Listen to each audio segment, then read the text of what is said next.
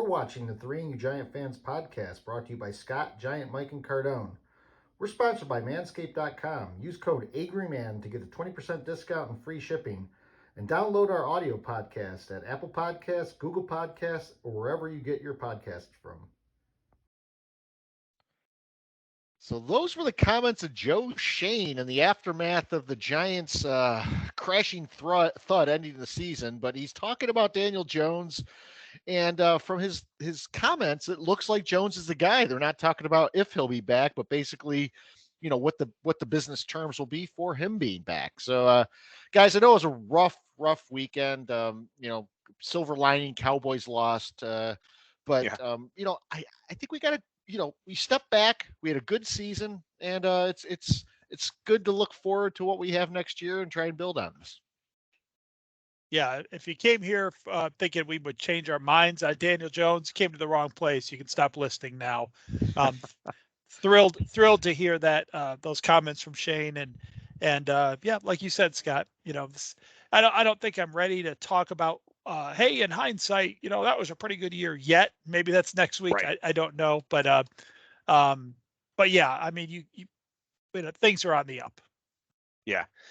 Yeah, good call there, Mike. I was thinking the same thing. It was a weird, going into the game, we all thought the Giants would, they would lose, right? They're not as good as this Eagle team. We know that. It's not even worth pointing out. But and we'll get into the game itself. But I think what was most disappointing was just the effort, right? It looked like they just had quit or just didn't bring obviously anywhere near the same fervor they did that we saw against the Vikings. So that was what was most disappointing. I've had a few days to digest this game, and yeah, I've heard the same thing. I've had a lot of fans or friends and coworkers reach out and just checking in to see how I'm doing, and yeah, and with the sentiment that, hey man, you guys overachieved the whole thing. Yeah, that's great. We did. There's no question, because none of us in August thought we were going to have the kind of season we did.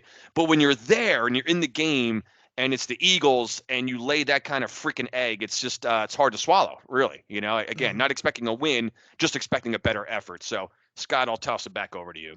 Yeah. So we are the Three Angry Giant Fans. This is your host, Scott, Giant, Mike, and Cardone. And, my thoughts exactly, too, on that, Chris. I mean, here's where I am with the season, and we'll get to this a little bit later, and I'm going to do a shout-out here in a second. What I liked about the season is it brought us back into the NFL. We are now watching football games that matter in January. And I'll tell you what, I had a great season with you guys watching a lot of games, with my son Chris watching a lot of games, went to Jacksonville, met some Giant fans, hung out with my friend John and his wife.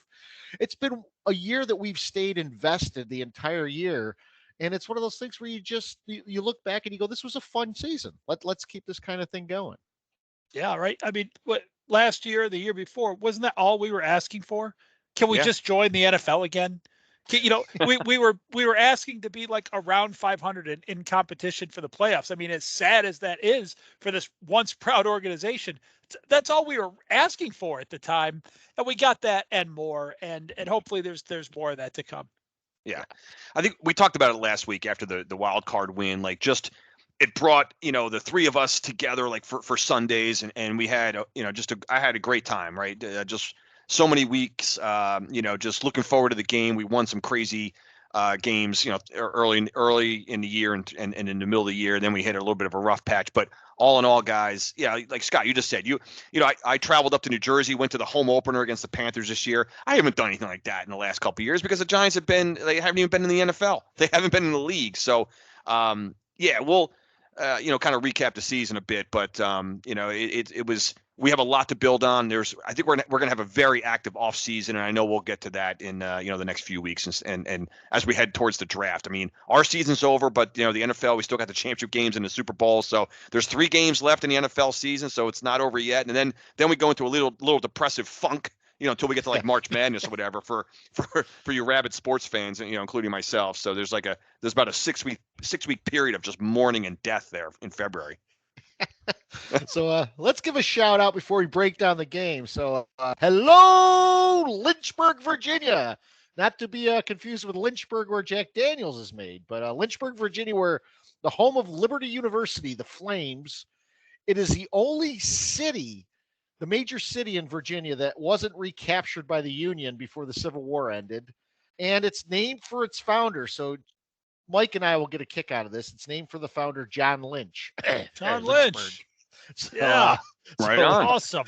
we knew a John Lynch who unfortunately passed damn. away pretty young, but you know, Damn good man. yeah, John Lynch was a great man. I thought you were talking about the guy at the GM for the 49ers. I'm like, that John Lynch? Wait a minute. Think about that, John Lynch. Yeah. By the way, I don't know if you saw the game against the Cowboys. He went from the skybox to the field in like 30 seconds. I think he did a zip line down. I don't know any other explanation. That was the most bizarre thing I've ever seen. One of those shots had to be on delay or something, right? I mean, that was insane. They showed him in the press box, like with a drink in his hand, clapping, and then like they go down to the field. He's standing on the field. Are there two of these guys? I don't even know how that happened. I love the fact that you two guys noticed that, because I noticed the same thing. We're usually almost always on the same page. We're very observant fans as we're watching this shit. I thought the same thing. I'm like, didn't I just see Lynch in the box up there eating like Tostitos and whatever else that he, that comes with the suite up there, right? And he's on the field like on the next camera shot. I don't know how the hell that happened either. Amazing. So going to the Philly game. I mean, it's that game that you're going to have. And I looked back at our pod from last week and we said, if the Giants win, there are going to be signs there, flags that we should have seen saying the Giants would win. Well, the way the Giants lost, there were red flags there too that we didn't see. And it was that, we cannot contain their pass rush. We can't do anything to stop their running game. We bottled up Hurts, if you want to say, from running, but it didn't matter because he had time and a half to throw. Jones, and this was an interesting stat. He was pressured on 70% of his dropbacks, which is the most in playoff history. Now, I don't know how far that stat goes back when they recorded pressures, but the most in playoff history. So, you have that happening. You have the defense getting shredded, and then you got to continually look and see that jackass Siriani on the sideline, mugging it up, and it was a comedy of errors. And by the end of the game, we were a laughing stock. Siriani's whooping it up. It makes you want to put your foot through your TV. This is going to sound like sour grapes, and you know what? Maybe it is, but the football gods don't allow people like that to win. That guy made such an enemy of me on Saturday night. I have never seen. He was like a World Wrestling Federation heel. He's looking at the camera and it's like shocky. He's got his hat pulled down over just above his eyes. It's like I was waiting for DiBiase to come out. It's like they had the Giants that, struggling to get off the mat and they're all in there like just whooping it up. It was asinine. It was not NFL football. And I've made this whole list for my pet peeve today about things I hate about the NFL. And he's right at the top of this list now. And unbelievable. I don't even want to talk much about the game itself. What's to talk about? The game ended when we went forward on 4th and 8 on the first drive. Cardone was just talking. Cardone and I were just talking about it before we came on. You run Saquon to get to that 3rd and 3. And you're thinking there, maybe it's in your head there, well, if we don't get this, we'll go for it on 4th, right? But when the 3rd down snap is your quarterback then tripping over your own offensive lineman and making it a 4th and 8, you punt the ball. Yeah. That drive's over. Just stop. So that's really the only thing I want to talk about that happened on the field in that game. The rest of it was a shit show. But, I mean, Scott, you talk about signs, and I think I said this in a text to you guys over the weekend. Like, people were saying the Giants were hot coming in, and we kind of talked like that last week. They weren't hot. They ended stumbling down the stretch, and they got the minimum amount they could do in like the last 8 games. They got 2 wins and a tie. That was the minimum that they had to do to make the playoffs, and that's what they did. And then they showed up and played a great game against Minnesota. But I don't know if you guys remember in the 2000 Super Bowl, when we trounced Minnesota and we were running around like, woohoo. And then like the game wasn't even over. And the coach of the Vikings at the time, his name always escapes me, Billick, right? Brian Billick. Oh, no, he was the Ravens. No, the Ravens. You mean the Ravens? Oh, the Ravens. I'm sorry. The Vikings was the team we destroyed, and then we went Yeah. to the Super Bowl Yeah. against the Ravens. Well, before the Super Bowl was even over, Billick's in there, and he's caught on the mic'd up saying they forgot who they were. Like they played one great game and forgot who they were. Yeah. And I think that happened again here. And there's a lot to unpack. I'm glad we went through that beginning and things are on the up. But if we're going to talk about this game and the way this season ended, I'm not really that much of a happy camper right now. Well, and I think, Mike, what you said there is pretty evident. We are, I don't think we got away from what we are. I think what we are is a team that has a talent deficit to the Eagles and the Cowboys. And it popped up there. I mean, the Eagles matchup wise are a very bad matchup for us because they can pressure the quarterback and basically they dominated both lines of scrimmage. Dexter Lawrence had a terrible game, a guy who's been rock solid for us all year long. The defensive line was getting blown off the ball 4 or 5 yards. We couldn't get anything going on our offensive line. They had pressure on Jones on every play. And so when Jones makes a bad throw, and this is funny because if you go back and look at some Giant fans, they were just waiting for a loss to pounce on Daniel Jones again. And I heard the same things. Yeah. Daniel Jones he plays scared, blah blah blah blah. He can't function without a pocket. And I'm like, guys, we've seen him all year long in the top 10 in QBR. This guy isn't just having a couple of good games at the end of the year strung together, and that's how he's done this. And I think what bothers me the most is just we couldn't stop the pass rush. And when you can't stop the pass rush, it snowballed. And I think Mike had a great point about that fourth down play. At that point, I think you punt it and force Jalen Hurts on the second drive of the game to go the length of the field. And if he goes the length of the field, you're done anyway. But to give him a short field and go down 14-0 right away, we were done. What bothered me the most about this game, guys, again, we know that they're not as talented as the Eagles, and they've got a better roster. They just have a better line on both sides of the ball. I think we all know that. But there are times in the NFL, and we've seen it. We've been on the plus side of this, where it's not always the most talented team wins games.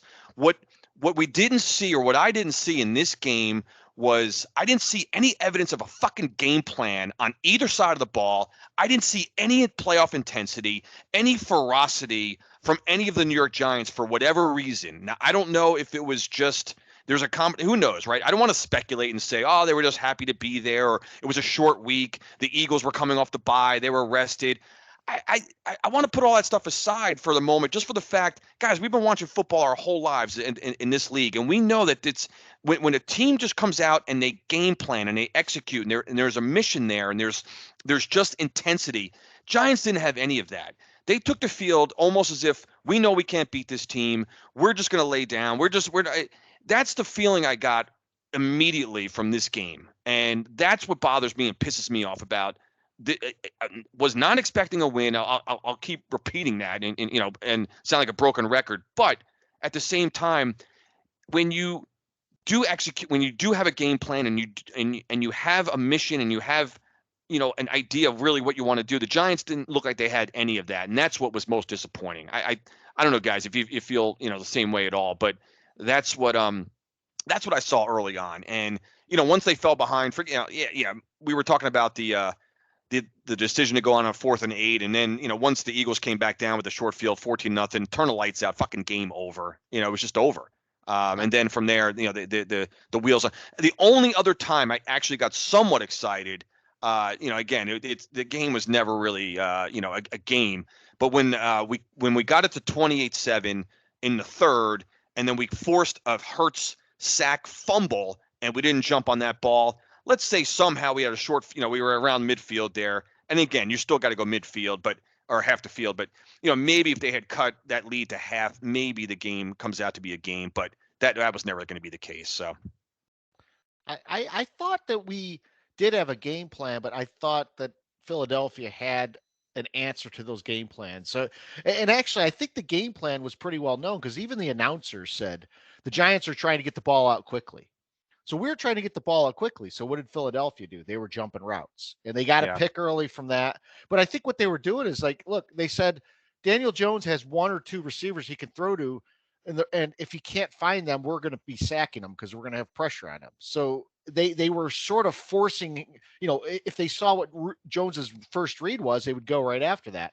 I think on defense, our plan was to keep Hurts in the pocket, which we did for the most part. But the problem was the Eagles had a game plan against that, which was just run it down our throats, which they did with Sanders, which they did with Gainwell, which they did with Hurts. Yeah, it's, I thought the Eagles kind of went back in a time machine, and Daniel Jones has been getting some love, not just from the media and fans over the last half of the season, but from other defensive coordinators. They're acknowledging that this guy can hurt you. And they've been creeping away from the line of scrimmage a little bit. And the Eagles said, you know what? Screw that. We're attacking this weak ass offensive line. We're going to make Jones throw it to his first or second read, because those receivers, guess what? They stink. No matter what we think we've seen over the last month. So the Eagles, I think, just said, listen, this team is getting a little bit too much love. The defensive coordinators down the stretch here have given them too much credit, and the Eagles kind of went back and made us look like we did at the end of last year, because we still have a lot of those same issues. It's funny. We started to feel pretty good about ourselves, and maybe we're working through the offensive line problem. Hey, Isaiah Hodgins and Richie James, what good finds these guys are now, when everyone else comes back. But the bottom line is the Eagles just threw the covers off of that whole, they just ripped the blanket off that, and they exposed this team for what they've been really the whole time. They've found ways to work around it here and there, but this offensive line is atrocious. And the receivers are substandard for the NFL. And at the end of the day, of course, you look at this season and you go, of course, that was going to be the reason that the season ends. It always had to be. Yeah. You go back, and I think it was Chris that said on the last pod, if the Vikings go ahead and beat us, then they're just they're gonna be one of those teams that go on to the next round and get trounced by the next opponent, and that was us. Yeah. It's funny you said that, Scott. I was thinking about that today. Like, oh wow, that was us. Like, we were the team to have the one win and feel good, and then just get shellacked. I was thinking about Viking fans during the game, and then at the end of the game, like, are you fucking kidding me? We lost to this team. Like, this is the bullshit that they showed that the following week we could have done better than this. Like, I was thinking about Minnesota fans, because I would have been thinking that, like, holy shit, we lost to this decrepit team. Are you kidding me? And then they come out and with that showing. But listen, the Eagles, great points, guys. I mean, I guess when I was thinking of game plan, I was just thinking of, Wink not on defense. It just seemed like such a departure from what we've been all year defensively, and I know but we've played other, quarterbacks that could hurt us outside the pocket, and we still sent the house every time. We faced some guys this year and had that kind of defense. I just wanted to see a little bit more. It just reminded me of the Patrick Graham defense that we documented well on this show a number of times, where you can't just.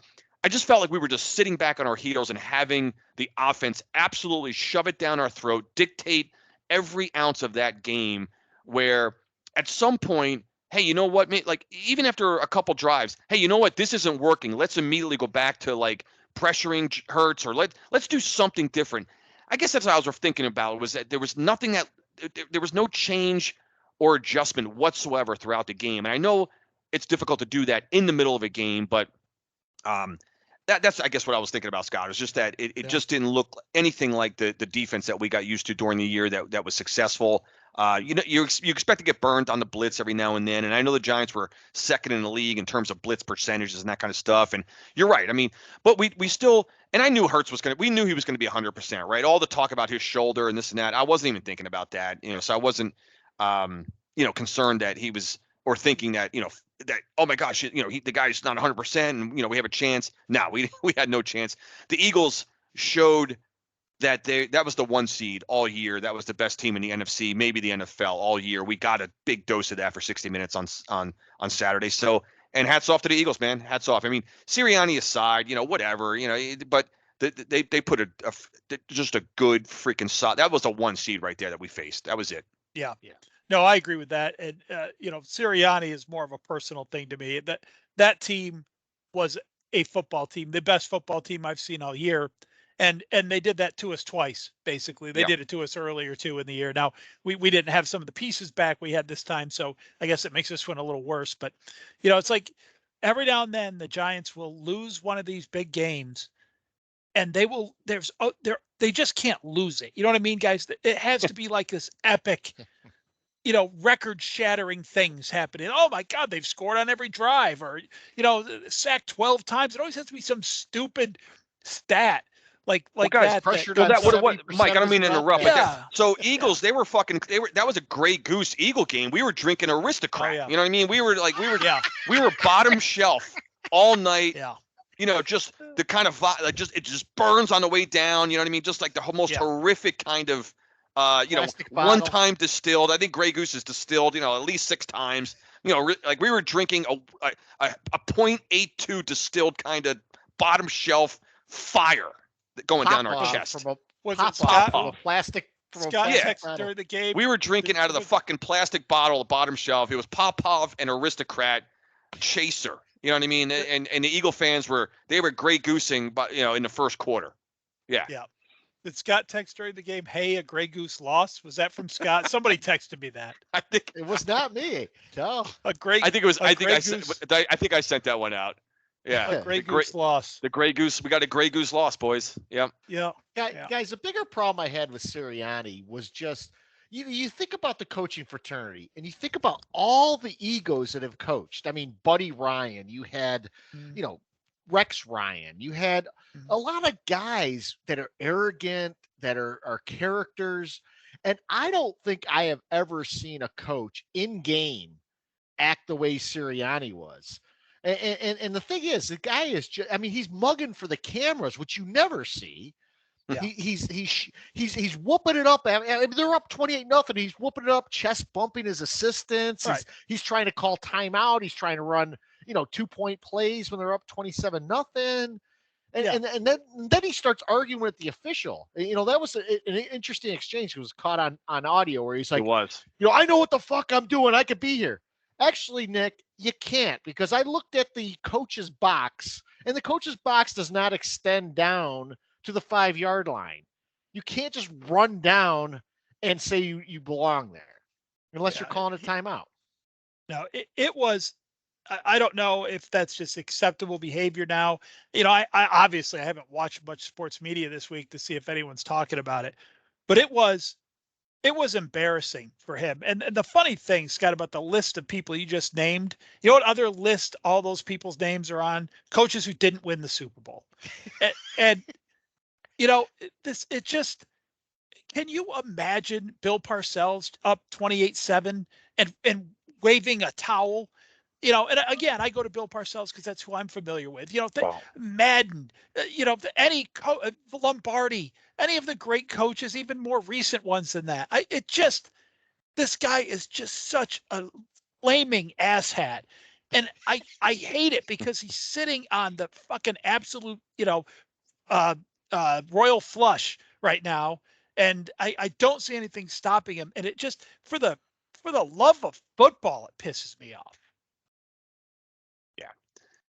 I think it has a lot to do with just today's social media and the overlapping of the entertainment world. We've talked about it a lot. I know I've mentioned it as my pet peeves in terms of the fucking Hollywood-esque entertainment world that is now part of the National Football League. It's not the NFL. Again, I'm an old guy, so that's not the NFL that I grew up on. It's not what I like. It's not what I'm used to. It's not it's not why I watch. You know what I mean? I don't. That's not the reason why I watch, is to see who's getting the best touchdown celebration or whatever, or who's yucking it up to the camera the most. It's not why I watch this stuff.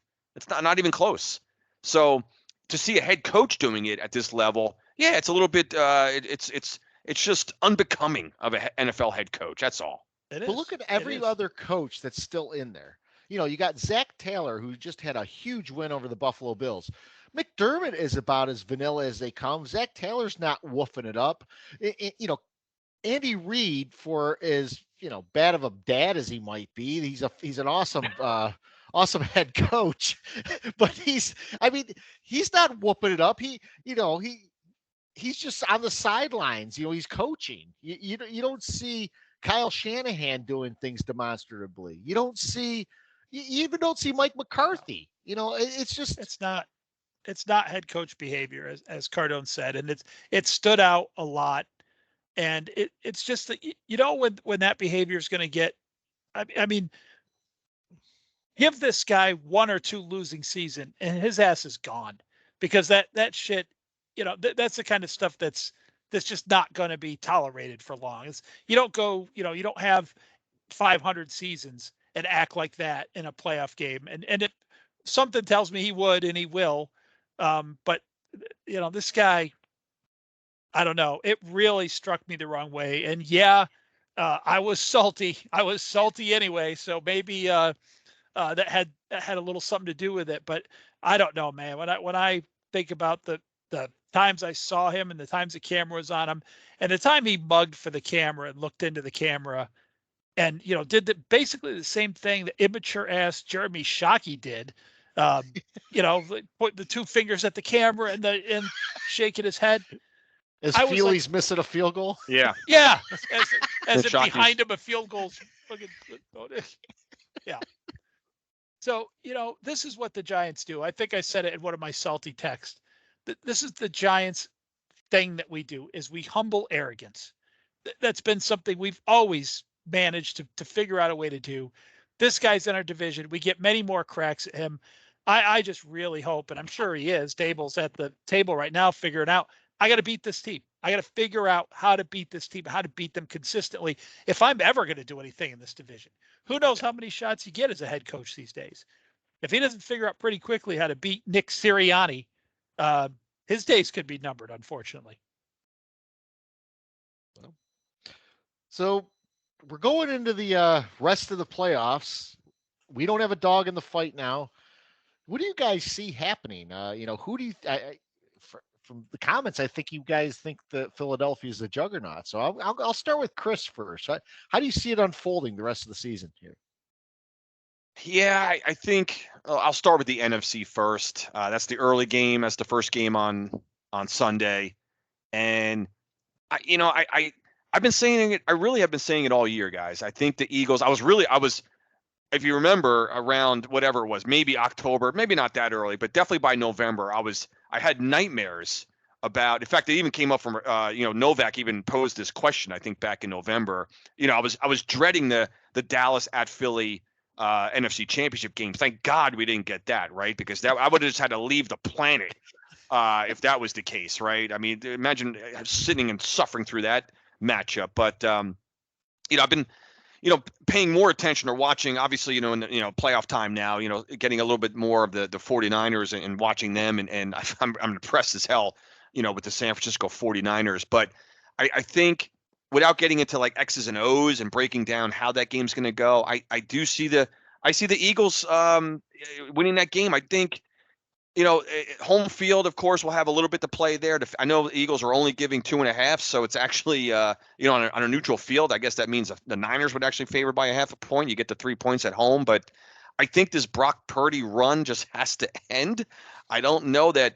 I just think it's the Eagles' time. I think, it's been their year. They've looked like the Super Bowl representative for the NFC all year. I know they had a couple losses at the end of the year there, which I almost don't even consider, because Hurts wasn't at his best. The team, it's a long season. They had the 1 seed. They got through that. They just fucking beat the hell out of the Giants, which, again, the Giants aren't, they're weren't the most formidable competition. San Francisco's going to give them a much better game Sunday. As far as the outcome of that game, I'm just going to say the Eagles. I'm not going to give a prediction again as how that game's going to go exactly, Scott, but I just see the Eagles winning. I see them going to the Super Bowl, and I see them beating the Niners. I think it'll be a close game, but I definitely feel Philadelphia is going to find a way to win that game. I think the Brock Purdy party and run, I think the guy's 7-8-0 now. What is he, guys? 8-0 after beating Dallas? Yeah. Thank God they he beat Dallas. I mean, we can spend a little time talking about Dallas. I mean, Dak Prescott and that team, Jerry Jones. My God, I had shades of the old, not that it was, anything close to the old T.O., Romo. That's my quarterback. That's, that whole, scenario, the way that played out when the 07 Giants knocked out Romo and the Cowboys. But to see Jerry Jones, commenting like, we're sick. We're sick. Like, no, dude, you're a corpse. Okay. You look like you have one foot in a fucking casket. So I feel under the weather. I mean, I don't look like you. Okay. You look like we're dead is what Jerry Jones should be saying. Cause that guy, he literally looks like a walking skeleton. Skeletor. Yeah. So what do you think's going to happen in the AFC? AFC, I tell you, I know the Bengals have already beaten this Chief team 3 times in a row, and they beat them last year in the AFC Championship game. I think that Mahomes' injury is going to really be a factor. He's got the high ankle sprain. I don't know how he didn't break his ankle because the tackle looked identical to the one that Tony Pollard suffered for the Cowboys, breaking his fibula. We saw Mahomes's. I think it was Carton on Monday. I was watching a little bit of the coverage. He's like, what is he? This guy's made out of jelly, Patrick Mahomes. His leg is just being like what do you call it? Rubber band? What is it? Plastic man, rubber band man, whatever the hell. I don't know, whatever that animated guy is. But so I think Mahomes is. I think his injury is going to be a little bit of a factor. I have a feeling. I have Cincinnati beating Kansas City, going in. I know it's at Arrowhead, and the Chiefs are always a tough team to beat. I have Cincinnati going back to the Super Bowl. I got the Eagles and Cincinnati in the Super Bowl. I don't want to give my predictions for that. We'll do that, for the Super Bowl preview. But my Super Bowl is Philly and Cincinnati. Mike. I love this 49ers football team. I do. I enjoy watching them. I like the way they play. When Philly kind of stumbled down the stretch a little bit, albeit as we mentioned, that was when Hurts was injured. I said, San Francisco, they're going to the Super Bowl. After watching what the Eagles did to us and the ease of which they did it, I'm a little bit back on shakier ground. But I'm going to go ahead and I'm going to pick the 49ers. And I'll tell you why, because I feel like history shows us that when 2 good teams get together, the team with the better defense usually comes out on top in the playoffs. And I think San Francisco's defense is not majorly better, but I think they're better. I think they're more solid. And I think they find a way. This is I want to cheer for the 49ers. And if I've learned anything, especially, just from Giants games is, the Eagles are arrogant. They're cocky. They're just sitting on top of this pile waiting to be knocked off. So maybe this pick of the 49ers is more of a heart pick that I'm trying to rationalize into a reasoned pick. But I'm going to go ahead and I'm going to pick the 49ers because if they happen to win and I didn't pick them, I'll be pissed off at myself. So in the AFC, man, I just don't know. I agree with Cardone. This Mahomes injury, no matter how much they're trying to downplay it, that really evens the field in this game to me. If I'll put it this way, if Philadelphia wins that game, I want Kansas City to win because I think Kansas City can hang with Philadelphia, and I'm not sure if Cincinnati can. But for a pick, since I picked the road dog on the first game, I'm going to pick the home favorite, and the second to go with the Chiefs. All right. Cardone, are you drinking White Zombies tonight? I am. Yes. I have the Coastal Love from Wicked Weed, but I saw the White Zombie can go by. That's a good one. So, yes, you're right on. Catawba. Yeah. Good. I look like moonshine. Yeah, that's what it is. Moonshine. So I like both those breakdowns. The one thing that stood out at me when I watched that 49er Cowboy game was the ferocity of both defenses. It reminded me of an old NFC playoff game from the 80s. And if we all know anything from those playoff games in the 80s, it was the defenses were the ones that drove who ended up making it to the Super Bowl. And I don't know. I still have questions about Brock Purdy. Brock Purdy did not look good against the Cowboys. And somehow they overcame, him scrambling around, throwing balls away, drives ending. But every time a drive ended from the 49ers, They stopped Dak and the Cowboys. And once again, McCarthy went away from the running game. Maybe it was because Pollard was injured. I don't know, but he just stopped running the ball. And once teams do that, one thing that the Eagles did against us is they kept running the ball and they ran it throughout the game. So if they stick with the run, I think they do win this game. But I too, and it might be my heart speaking, the defense of the 49ers to me is one of those that you're going to have to put up and shut up against. And I don't know if the Eagles can. I just don't know if they consistently can. I think the 49ers pressure Hurts into a couple of turnovers. And then from there, Brock Purdy just has to be a game manager. And in the AFC, guys, I don't know if Mahomes is going to play. If he has a high ankle sprain and that guy takes the field, is he going to be like Willis Reed where he hops out there for 2 snaps and then ends up, that's it? I don't know. So I have to take the Bengals until Mahomes can prove that he can do otherwise. You sit on a high ankle sprain for a week. I don't care how much treatment you get. A high ankle sprain is still a broken bone. It's basically a fracture of your leg, just higher up. I can't see any way that this guy is effective for an entire game. And I actually thought the Chiefs should have just stuck with Chad Henne in that game when they brought him in. He had that long 98-yard drive, whatever it was. Leave him in there. You were going to win that game anyway, I think. One thing about Henne in that game, I was laughing. If you guys remember, we noted, and this goes for not just Daniel Jones, but other quarterbacks like him, I think. Remember we said Daniel Jones hadn't drawn a roughing the quarterback penalty since fucking September of 2001. So think about how many the guy gets pressured more than anyone in the league. Chad Henne comes in off the bench in a playoff game, no less, and is drawing a 15-yard roughing the quarterback penalty. I was just laughing. You know on what's that funny about play. that too, Chris? Like Henne's drawing one. Like, oh, of course he is. Like, it's the Chiefs. It's just I just feel like the Chiefs I don't know. They just get so many calls and breaks. I don't know what it is.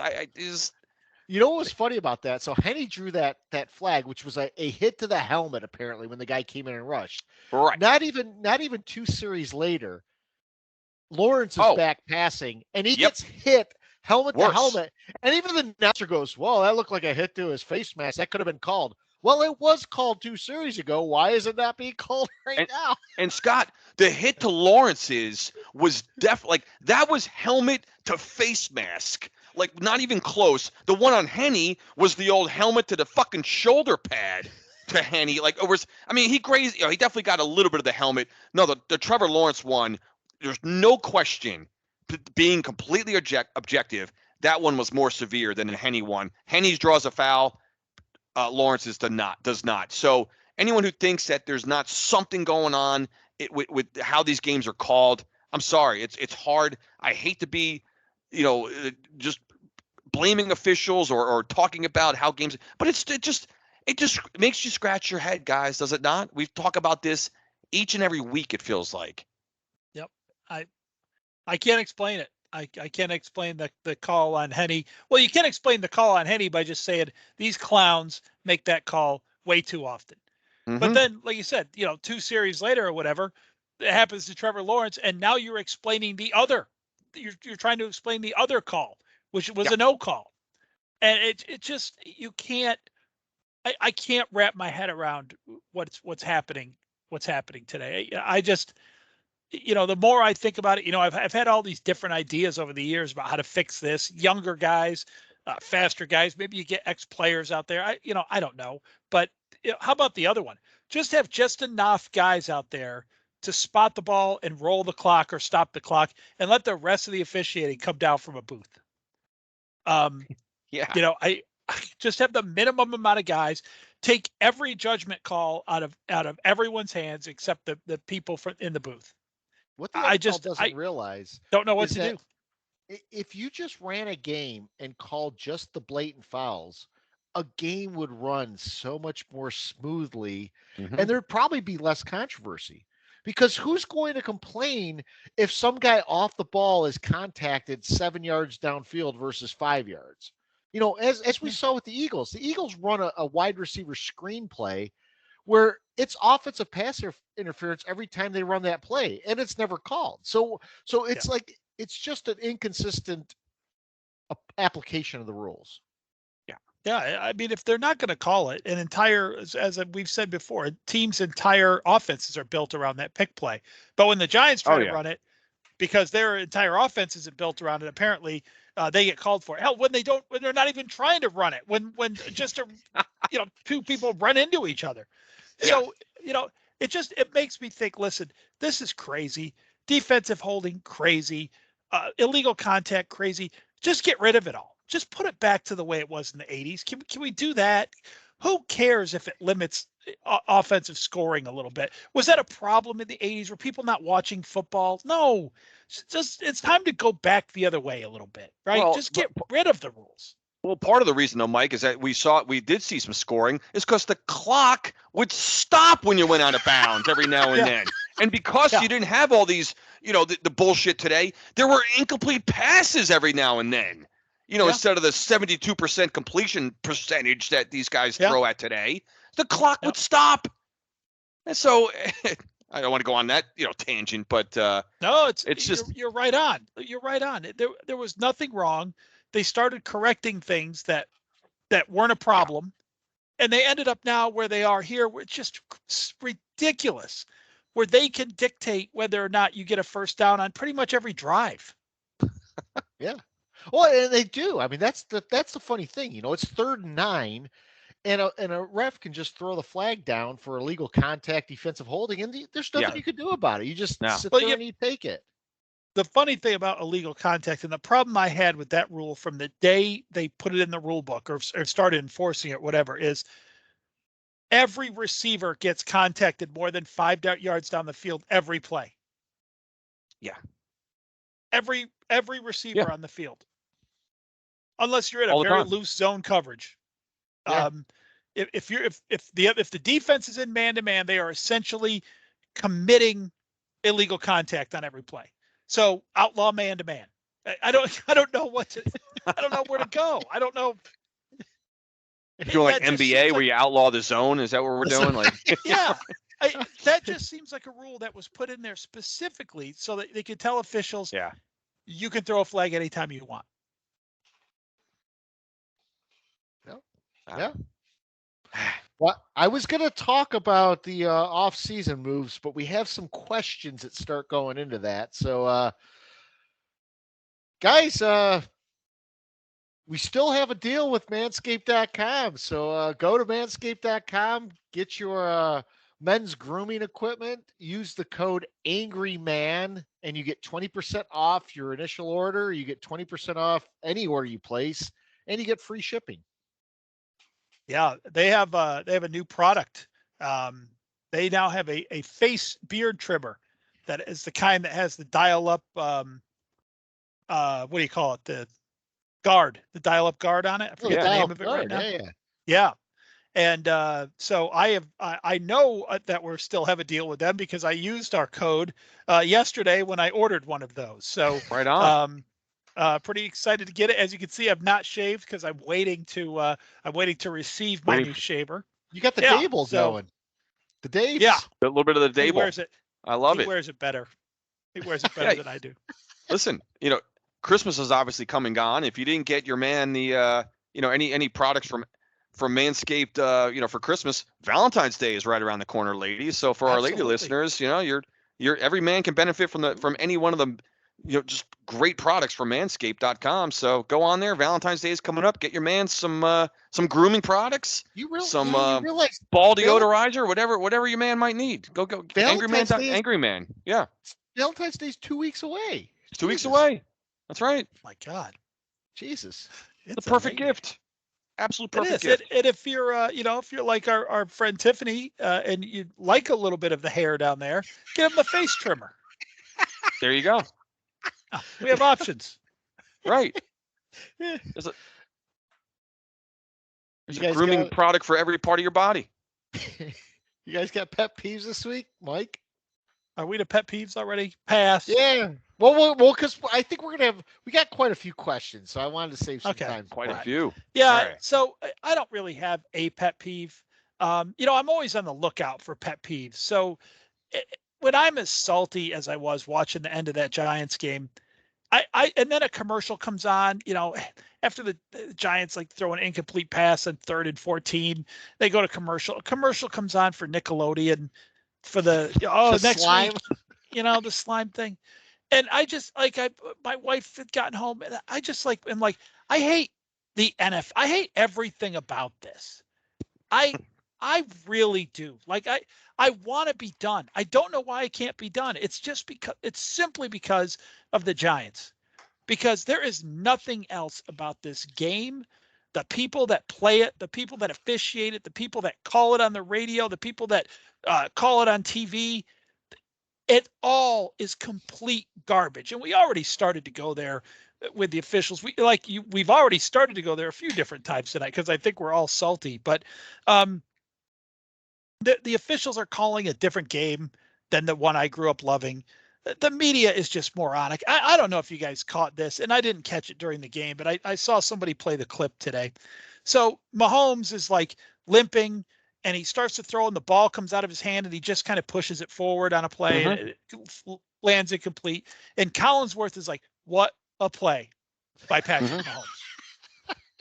And I'm like, "What are you talking about?" Then so the person who played that clip then played a clip over it, and Trevor Lawrence drops an absolute dime on one of his receivers, and it goes through his hands. Kirk. And Yeah. Collinsworth is like, "Oh, you overthrew that just a little."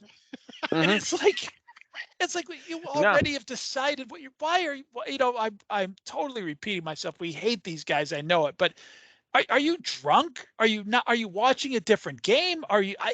I just, everything annoys me now when I'm watching the NFL to the point, especially, man, if the Giants are losing. If the Giants are winning, I'm Grey Goosing it a little bit. And this stuff rolls off my back, Right. But so true. But I can't, everything pisses me off. The commercials that are on, the commercials with the athletes in them. Gronk pisses me off. I can't, Nickelodeon pisses me off. You have to go to commercial and watch the Nickelodeon thing. The players, do you guys see, and Ndamukong Suh tweet after the game, "Oh, we were supposed to play the Giants today. They didn't show up. Has anyone seen them?" Fuck you. Fuck off. Did anyone see Suh? Right. Yeah. I never heard Suh's name called once during that game. Not once. I mean, he's tweeting. A mental patient, a psychotic, dirtiest player I've ever seen who somehow doesn't get called a dirty player anymore. Remember this guy stomping on people's legs? Stepping on people. Yeah, exactly. Yeah. Guy's an animal. Just go away, man. Nobody, go play your next game. Why are you still talking about the Giants? Game's over. Yeah. You got to go to the locker room. And then, of course, Siriani, I already used that part of my pet peeve, which may have been the best part, but just such a flaming asshat. I just hate. Oh, my God. That was a tough one on me, guys. That was a tough one. Yeah. It's funny, though, Mike. It's true. I say this all the time. My brother Greg and I talk about this a lot, where there's some of this stuff. It's almost as if I intentionally want to get annoyed by watching some of this stuff. I don't know what that is. You know what I mean? Like, especially after, like you said, it's amazing, right? The emotional roller coaster, like between winning and losing. And anyone, if you're a legitimate sports fan, you know the thrill of winning, and like we had it last week. I was a fool. Like how happy I was, after beating the Vikings a week ago, and then here 6 days later, just being all like just salty and pissed and just annoyed, about like perfect example, Mike. Everything's annoying at that point. Commercials, the breakdown in the listening to the jack-offs in the studio, then the ESPNs and the NFL networks and the Fox, every single analyst that then breaks down the game and is talking now, contradicting themselves from a week ago. It's absolutely insufferable listening to all of it. Yeah, it's brutal. Yeah, not even from a week ago. You had people pregame who were like, it's hard to beat a team 3 times, and this is a division game, and the Giants are cruising right now, and this isn't going to be a rollover for the Eagles, and blah, blah, blah. The game starts, the score is what it is at halftime. We go back to the studio, and they're all just yucking it up like they didn't say that.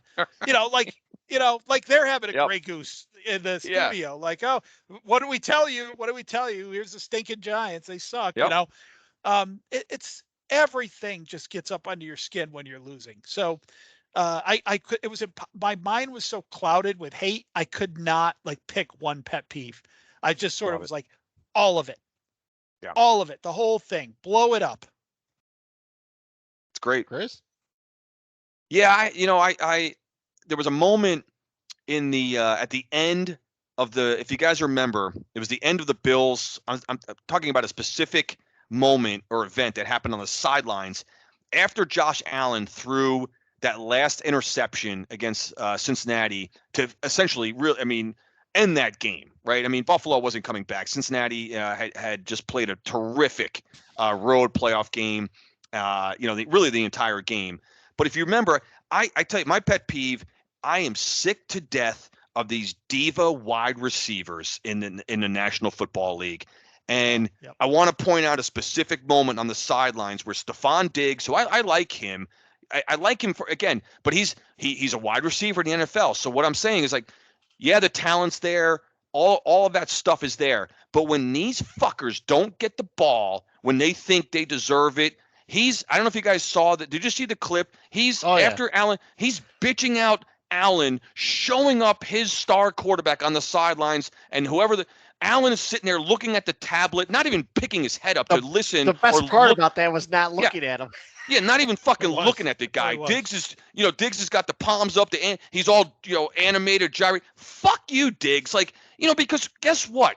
When we've seen this a million times in this league, where when you drop a pass, or when you drop a touchdown, or when you don't run the right route, guess what? Your quarterback isn't bitching you out on the sidelines, ranting and raving, showing you up on national TV in front of your teammates, the fans, the national audience, the media, everybody. And these receivers, I'm sick to death of these guys when they don't get the ball and when the things aren't going their way. Specifically, we've seen receivers go nuts even when their team is winning, let alone losing a playoff game and their season's ended.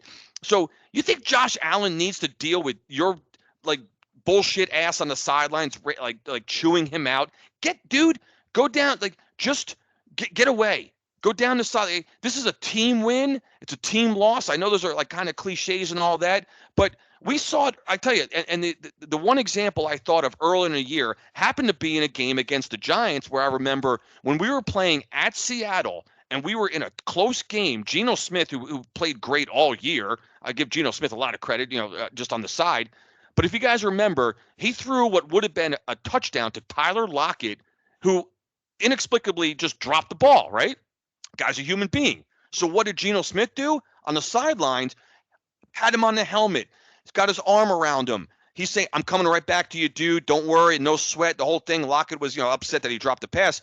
And then Smith found him later in the game for a touchdown. So it's amazing how that relationship, it's not a two-way street. It's always the receiver bitching out either the quarterback. We've seen it with, I remember another infamous one with Terrell Owens. He did it with everybody, but I'll never forget him bitching that out. Donovan McNabb one game. It was absolutely, I wish McNabb would have punched the guy in the face. I really, I mean, that's going obviously, crazy, off the chart there, but I was really just pissed off at Stephon Diggs for bitching out Josh Allen there in that moment. I mean, Allen, now did he play his best game? No, he didn't. The season was, I understand there's frustration, your season's over, but I'm sick and tired, guys, of these wide receiver divas. We've seen it way too, but with that particular position, and and they get a pass. We all, what bothers me is that, Stephon, he's just a passionate guy and he wants to win. He's bullshit. That is not, that's the kind of that's non-teammate kind of football right there. And it's shit that I can't stand. Can't stand it. Forget Stephon Diggs did the same thing in Minnesota, and that's one of the reasons he got moved. Yeah, exactly. Going back to my pet peeve from last week, these guys are, we just live in this world now. I mean, remember, he was on the Vikings. He begged his way off the Vikings. Yep. And he ended up going from Kirk Cousins to Josh Allen, for crying out loud. Mm-hmm. And now that's not good. Now Josh Allen's not good enough to get him the ball. For some reason, if he's having a bad game, that's on the best quarterback by far he's ever played with. And they just can't help themselves. Yeah. They can't help Well, themselves. if you guys remember, and just one more point on this one, guys, before we move on to yours, Scott, but I think it wasn't even this season. I want to say it was last season when Baker Mayfield was still with the Browns. Do you guys remember the the Cleveland Browns, it was like a tied game at the end of the game, and the Browns punter, the Browns were punting the ball like in a tied game. The punter like dropped the ball, he dropped the snap, and then I think the punt may have been like partially blocked or something like that. Somehow the camera shows Baker Mayfield on the sidelines doing like all ranting and raving, like, way to go, asshole. Like, what? I don't, unbelievable. Guess what? The Browns defense held, I think it doesn't matter who they're playing. Let's say it's the Texans. I think it was the defense, so the Browns get the ball back. Baker Mayfield throws a fucking game-ending interception. What I would have loved to have seen is, how about the camera showing the punter at that moment, like with his doing the same thing? Mayfield, you asshole, you just cost us the game. That didn't happen. So there you got Baker Mayfield, who hasn't earned dick in this league, bitching out his punter for dropping the snap, getting the, and Mayfield threw the game-ending interception to cost the Browns a victory, and the punter ate it. Like, no cameraman was like isolating on the punter to say, well, let's get his reaction to see if he's doing the same thing back to Mayfield. That didn't happen. I tell you, it pisses me off, man. It's bullshit. That's a great one. That's quite a little turn of events there. The one thing I've seen recently that I'll give a pass to is after Brett Maher missed the third extra point last week, Dak Prescott going, go for two. I mean, I bought that. I was with Dak on that one. Yeah, we didn't talk about Maher enough. My God, he was. I mean, by the way, that first extra point that they against he was missing. That shit was going wide. He was missing it by a mile. Yeah. That looked like me on the first tee, all hung over at 8 o'clock in the morning, duck snorting one into the off the tee, hooking the shit out of that into the woods. That's what Maher was doing there. I almost wish they didn't block it, so we would get the treasure of that. Which, by one more comment about that, the guy who was announcing, who was doing that game, it was who was calling that game again in the booth?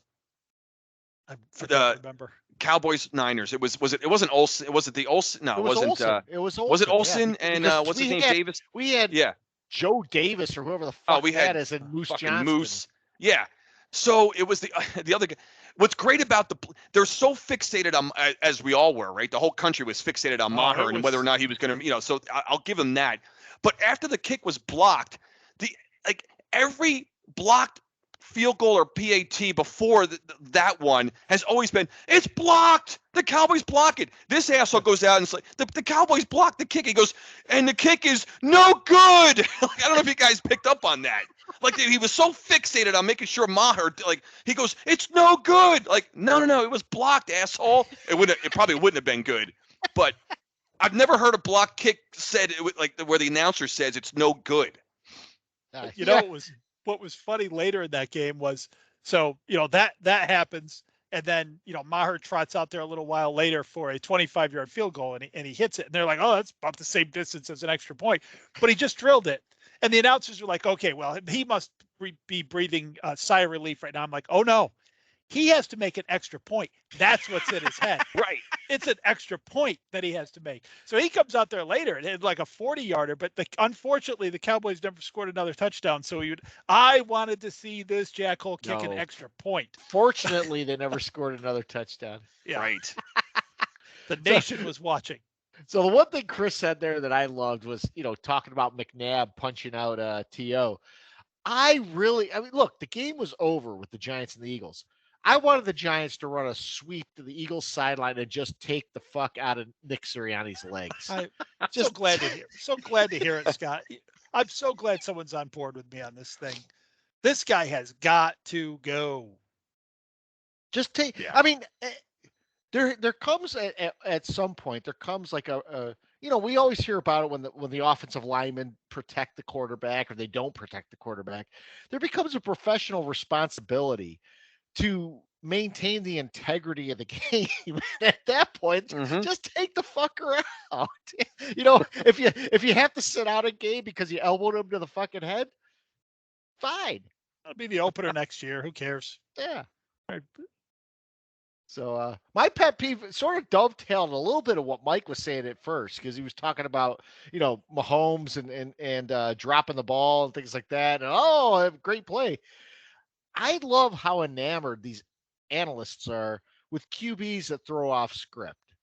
I mean, you would swear like if you don't throw the prototypical way, like any throw that happens, it's like this amazing event that humankind has never seen.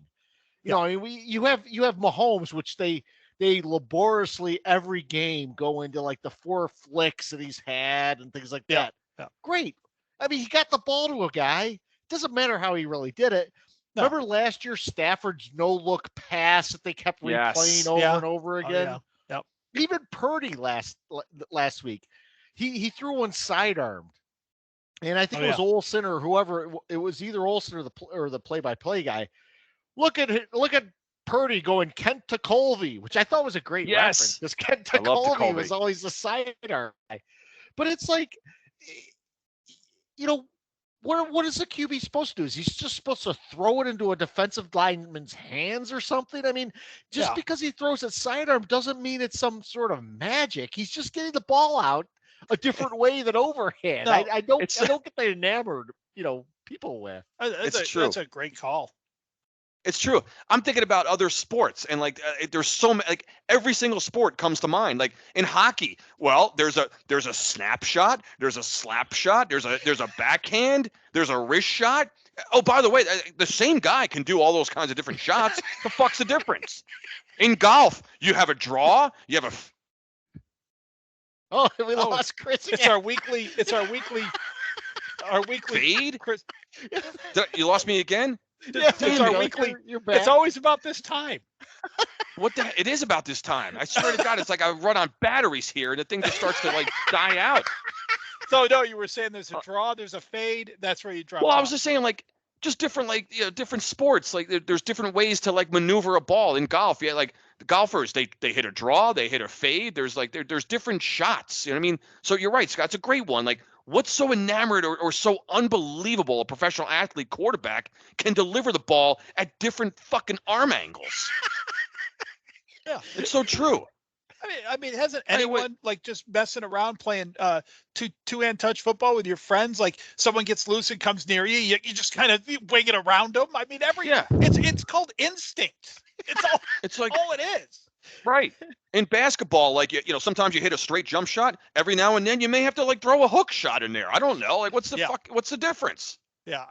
I think the difference is, so this, I can remember like Hostetler throwing off schedule sometimes with things like that. And I think the difference is like, for years and years and years, that was reckless. If you did it, that was reckless.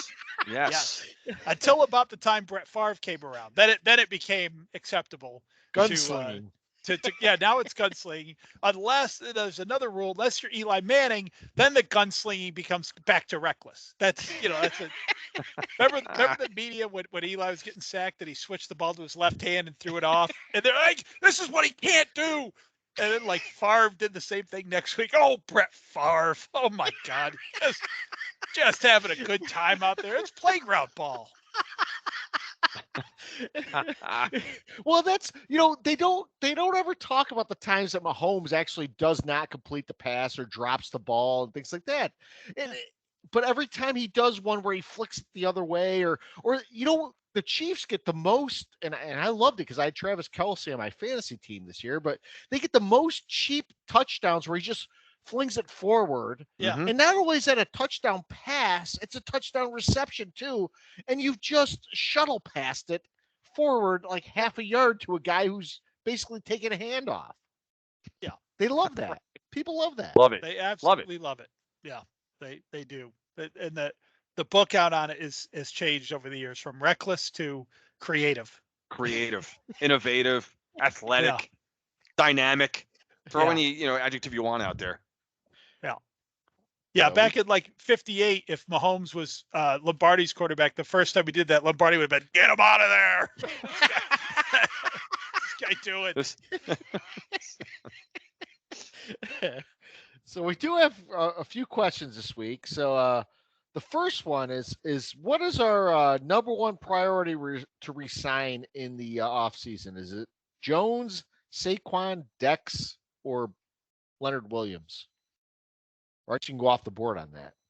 I'll start with Chris on that. It's Jones. It's our quarterback. There's no doubt. I mean, Barkley's right there. I mean, if I had to go 1-2, we have a lot of work to do in the offseason, but it has to start with Daniel Jones. He proved this year. This is the kind of quarterback that we were looking for and hoping for all year. We talked about it back in August that this guy was ready to become a leader of this offense, a leader of this team, play the best football of his life, and he did that. Albeit with still a lot of holes around him.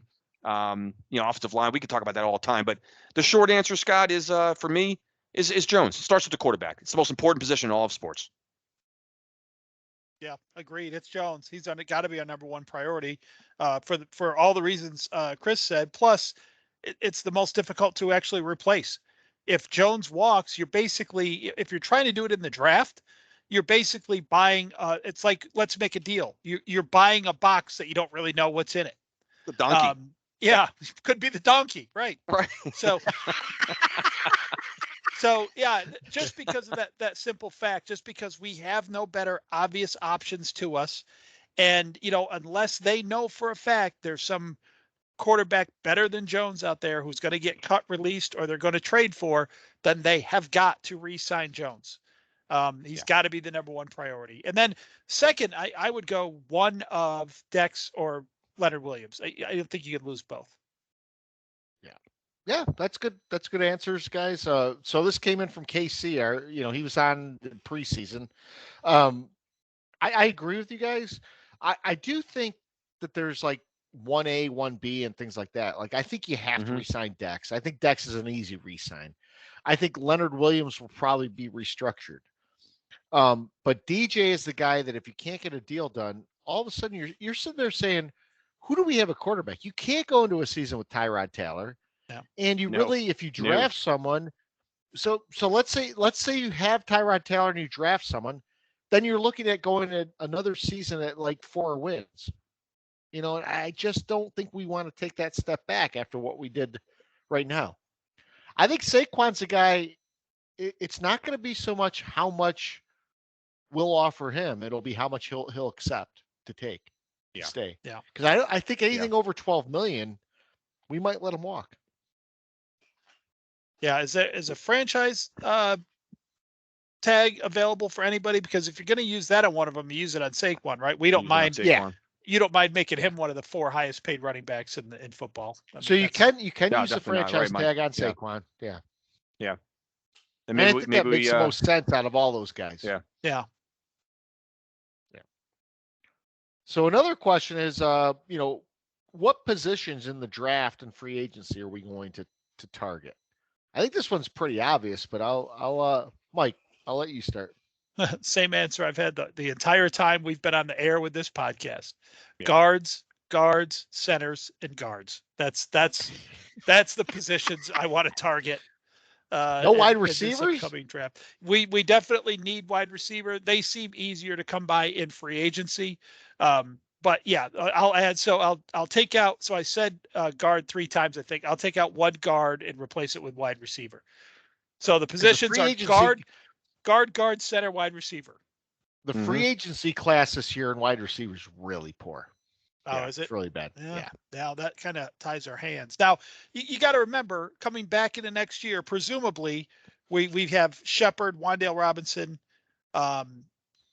Slayton back. Hodgins and Richie James reported themselves well. I don't think they're number 1 and 2 combo. Colin Johnson, Chris's guy, Colin Johnson there. Johnson from sales. Yeah.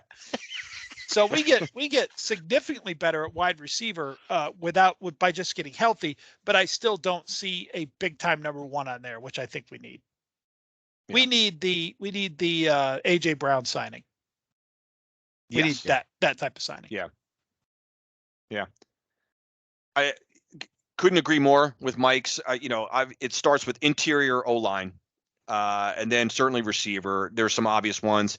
And then I'll add defensively, we need a linebacker. We need a linebacker. We need someone that can just, cover with speed, athleticism, a guy that can, from sideline to sideline. We need a ball hawk. We need a linebacker. I feel like we haven't had one for I don't know, going back to like Antonio Pierce and Jesse Armstead, for God's sakes. You know, I mean, we need a killer linebacker, guys. To kind of in the middle. Well, I guess Martinez was, he was a decent linebacker, middle of field, a couple of years ago. But that's what we need. We on defensively. To kind of shore up the middle of that the field there defensively. Yeah, I agree with that. I mean, we had Beavers in the preseason, looked really good, and then he got hurt and he was out. And then we basically, I mean, to have Jalen Smith run as your main inside linebacker for most of the year is pretty bad.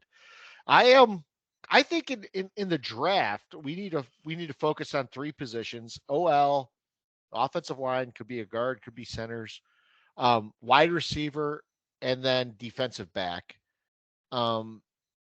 My caveat here is that there are a couple wide receivers we could have for trade, not necessarily for free agent signing, but think about wide receivers, how cheap they've come in a trade. I mean, like you could get a decent wide receiver for a 5th or 6th round pick. If we could turn around and get someone like a T Higgins for a 5th rounder or someone like that. I maybe not T Higgins because he's probably going to the Super Bowl, but get a mid-tier guy in the 5th round. I'd go for that. But I do think in the draft we need to target offensive line, wide receiver, inside linebacker, and defensive back. We're still a couple defensive backs short. I mean, I don't know what we're going to do with Love. Love's not one of those guys I would break the bank for. He to me is a lot like Landon Collins, is where he's going to want a lot of money, and if he wants a lot of money, you let him go. Yeah. You can always take him 3 years later. Yeah. My only problem that I have with a wide receiver in the draft isn't really a problem, but I just don't want him to use that 1st round pick on a wide receiver. I mean, we've done that a couple of years in a row. Wandale Robinson, I know, was a 2nd, but Kadarius Toney and Robinson, and we just don't have much to show for it. I don't think you send good money after bad looking for that stud in the 1st round when, statistically you'll see that offensive lineman you have a much better chance of hitting on than a skill position player in the 1st round. Yeah. If a guy can block, he can block. Exactly. There's not. Yep. So our Cowboy fan Brian Peacock asked, and he's probably got some reservations here because of the way Dak played, but he asked if Daniel Jones is elite or not. I don't think Daniel Jones is elite, but I think Daniel Jones is adequate enough to win with. I think he could become elite if you give him some weapons, but I've not yet seen Daniel Jones with weapons, with an offensive line, and with a scheme that suits him. He's got the scheme now, but he still doesn't have an offensive line or wide receiver. So I really don't know what to make of Daniel Jones. Yeah. I think that. Oh, go ahead. Go ahead, Mike. No, I was thinking the same as I think you just said, Scott. Again, not to be too redundant here, but that elite word, for some reason, it just gets applied to quarterbacks in the NFL. I'm not sure why or how or when that started, all that, like you either are or you're not. For some reason, like there's no middle ground. And I think Jones is he's developing his career right now. This is the first year that he really showed signs that he can compete and you can win with him. I think the question really is, playoff time is when you really, that question gets applied to whoever's, the starting quarterbacks of the teams that qualify for the playoffs. Can you win with this guy because of him or just in spite of him? All those kinds of things. And Jones has definitely established, we were saying it, guys, several months ago, we don't even know if this guy's any good. We don't know how good he is. I think he's proven that he is good enough in this league to win consistently with. But again, you've got to have the supporting cast. This is as cliche as it gets, but the ultimate team sport is NFL football. And if you don't have enough of the pieces around you, then you're not going to be successful. And Jones is a perfect example of that. I think his struggles are largely, some of it you can definitely place on him. There's no question, but with coaching and a supporting cast, yeah, he's could he be elite? The time will tell. But right now, he's not there right now. He's not. He's just a good quarterback in a team that is on the rise. That's what he is. Yeah, I agree with that. I think Daniel Jones could be borderline elite in the prime of his career with a perfect scheme for him, stud wide receivers, and a great offensive line. I think that he could be borderline elite. I don't think Daniel Jones alone is elite. And in my opinion, an elite quarterback would have been around 500 those Joe Judge years, because that's what an elite quarterback can do. So we've known kind of from the start that Jones is not by himself elite. And I think that was part of Brian's question there, Scott, if I'm not wrong, that he said, does he need to be, was sort of the next part of that question. And so, no, I don't think you need an elite quarterback to win. You look at the final four teams here. Yeah, there's some elite quarterbacks in there. And I don't know where Jalen Hurts falls on that list yet. I'm not ready, I don't think, to make him elite based on 1 year. But he certainly is headed in that direction. And on the other side, you got Burrow and Mahomes, both, I believe, have proven themselves to be elite level quarterbacks. And then, of course, Purdy. So clearly not elite, although his winning percentage is elite. But Yeah. but I don't think I don't think anything else is elite. So, I don't think you need to be elite if you can build around a guy. And I think that goes, I mean, if you just go down the list, which I'm not going to do and bore the pants off of everybody, but if you just go down the list of starting quarterbacks in the NFL, I mean, what are there? 5 elite quarterbacks in the league? And that's one of the things I was going to bring up too. Elite is really a tough term, because Now, if you look at this year, I mean, you can't call Rodgers elite. You can't call Brady elite. You can't call Yeah. some of the guys who are No, they're typically done. elite. And so Yeah. you're talking about really the top of the top, maybe the top 3, Allen, Mahomes, and Burrow, maybe. Yeah. Yeah. I agree. And I think that when the season starts, you're looking at 3 to 5 elite quarterbacks in the league, and you're looking at 10 to 12 teams who have a legitimate chance to win a Super Bowl most years, in my opinion. So that means the majority of teams who you are giving a chance at the beginning of the year to win the Super Bowl do not have what we would consider an elite quarterback. And as Scott pointed out, I think there's different measures of elite. Is Jalen Hurts an elite running quarterback? Yeah. When he has to stand in the pocket and find receivers, no, he's not elite. He's Cam Newton when he has to do By that. that So measure, Justin Fields is an elite running quarterback. Oh, Yeah. Jesus. Justin Fields, I mean, MVP candidate I on can't a wait to 3-win see. team. Yeah. I can't wait to see when we start doing 2023 predictions, how many people say Fields turns this thing around, the Bears win the North. There's at least 5 of those. We're gonna find at least 5 of those. But no, I don't think Jones is elite. I think he's capable of being borderline elite, but I don't think he has to be. I think if Brian Dable's going to be our guy, and we have Shane in the front office bringing us talent, at least on 1 year's evidence, I understand. But no, I definitely don't think. I think Jones is a guy you can win with. By the way, guys, one thing I noticed tonight is none of us were wearing Giant gear. I have a Chad Powers. Mike's got the hat on. I have a Chad Powers jersey on, or shirt on. Chris is sporting Villanova, so it's very telling that this is the end of the year for the Giants. It's a good point, and my reasoning is basically because I haven't watched anything as the season wound down. Nice. So this is what I got left. You're like Mahomes' guy. I got a gray sweatshirt and a hat. I don't even have pants on right now. You guys got anything else this week? I really don't. No, just gearing up for the championship games, and just want to see some good games, right? I want to see some close, crazy games. That'd be we're just observers right now, and just want to see some crazy freaking, just nail biting kind of games. Yeah, we'll be back next week to recap the championship games and preview the Super Bowl. And then from there, I don't know what we'll do that week in between, but we'll probably still be on. Like, we'll probably have an abbreviated version of the show, but we'll still talk about it. But maybe we'll just post a best of. The best. We can always play the Lost Bengals Oh yeah, audio. We might have to do that. The Lost Bengals one in there. The Lost The Bengals. preseason one. Or put Cardone's first podcast after the first Eagle loss in there. That was that was an epic. Earmuffs. Yeah. So we are the Three Angry Giant fans. Your host Scott, Giant Mike, and Cardone. Hit us up at angry_3 on Twitter. Ask us questions. We get questions every week. We've been answering them quite a bit lately. But yeah, give us some fodder. We answer every question that comes in, whether it's what we deem stupid or not.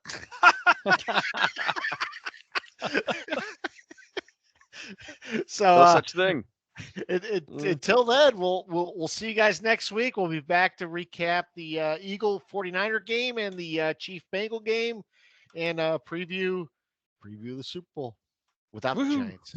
Yeah. I just remember, guys, like the last every year we've been doing this podcast, we've been doing these no Giant game podcasts. There's been like 9 a year from when the Giants were out of it. So. So true. This year we're doing our first one, and there's only 3 games total left in the season, right? I mean that's improvement. That's improvement. So. Big time. Everyone, take care this week. See you guys.